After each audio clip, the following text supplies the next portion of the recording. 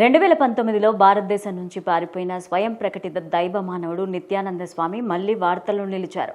బొలీవియాలోని గిరిజన ప్రజలను మోసం చేసిన తన కైలాష్ దేశాన్ని విస్తరించడానికి ప్రయత్నాలు మొదలుపెట్టారని ఆరోపణలు వస్తున్నాయి. నిత్యానంద చర్యలతో బొలీవియా నుంచి భారత్ వరకు ఉన్న ప్రభుత్వాలన్నీ అప్రమత్తమయ్యాయి. ఇంతకీ నిత్యానంద వేసిన స్కెచ్ ఏంటి? నిత్యానంద శిష్యులు దక్షిణ అమెరికా పశ్చిమ తీరంలో ఈక్వెడార్లోని ఒక చిన్న ద్వీపంలో నివసిస్తున్నారు. దానికి వారు కైలాస్ దేశమని పేరు పెట్టారు.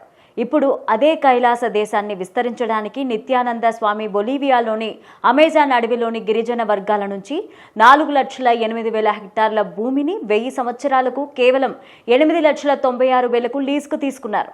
అయితే ఈ విషయం తెలిసిన తర్వాత బొలీవియా ప్రభుత్వం ఒప్పందాన్ని రద్దు చేసుకుంటున్నట్లు చెబుతున్నారు. బొలీవియన్ అమెజాన్ అడవిలో గిరిజన సమాజానికి చెందిన 3,900 చదరపు మీటర్ల భూమితో నిత్యానంద స్వామి ఒప్పందం కుదుర్చుకున్నారు.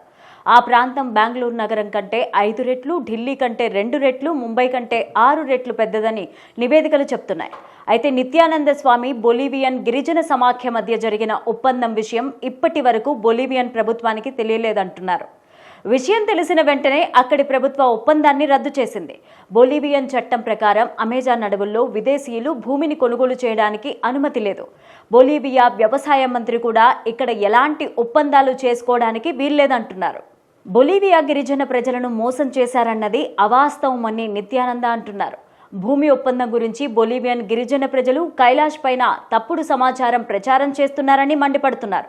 కైలాష్ అనేక దేశాలతో దౌత్య ఒప్పందాలు కుదుర్చుకుందని, బొలీవియాలోని గిరిజన ప్రజలకు మాపై నమ్మకంతో ఉన్నారని నిత్యానంద అంటున్నారు.